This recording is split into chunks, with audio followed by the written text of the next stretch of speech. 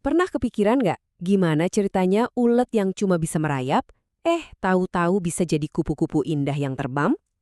Nah, jawabannya itu ada di sebuah proses yang luar biasa, namanya metamorfosis.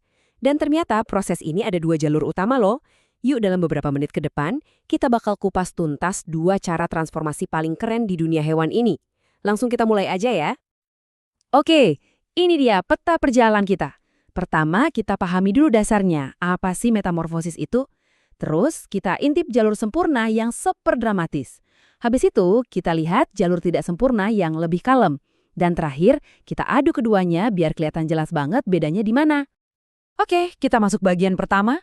Sebelum kita ngomongin yang sempurna dan tidak sempurna, kita samain dulu persepsi kita soal apa itu metamorfosis, biar nggak salah kaprah ya.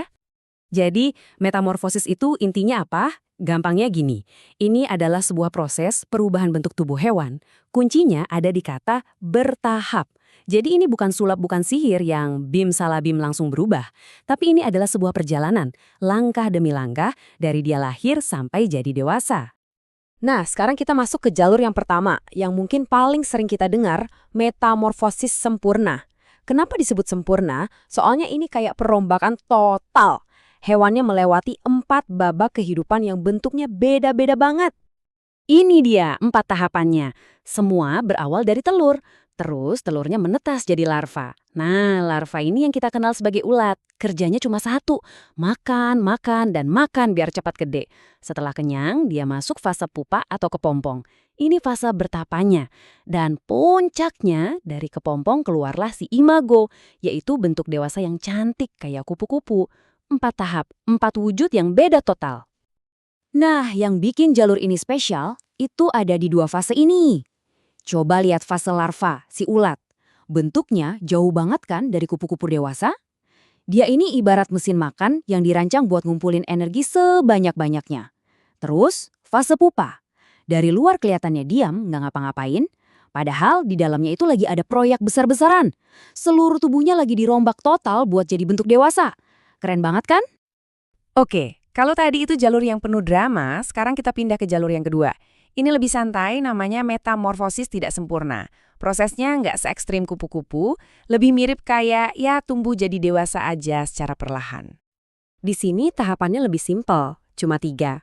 Mulai dari telur, terus menetas jadi nimfa, dan akhirnya tumbuh besar jadi imago atau hewan dewasa. Apa yang hilang? Betul, di sini sama sekali nggak ada tahap kepompong. Contoh paling gampangnya itu belalang. Terus, nimfa ini apa sih? Anggap aja dia ini versi miniaturnya si hewan dewasa.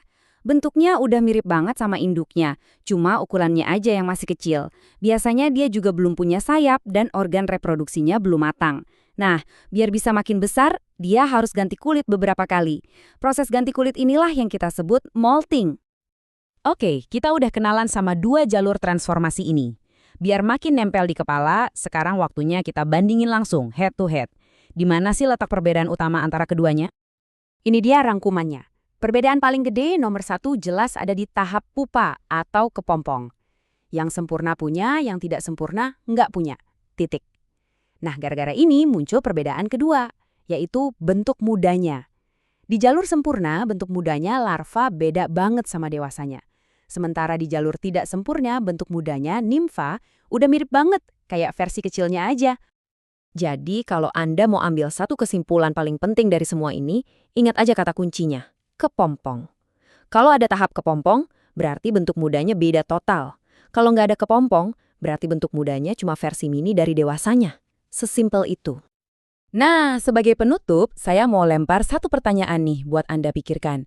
Dari 2 strategi ini, berubah total di dalam kepompong atau tumbuh besar pelan-pelan, kira-kira mana ya yang kasih keuntungan lebih besar buat kelangsungan hidup si hewan? Menarik buat direnungkan kan? Terima kasih banyak sudah menyimak.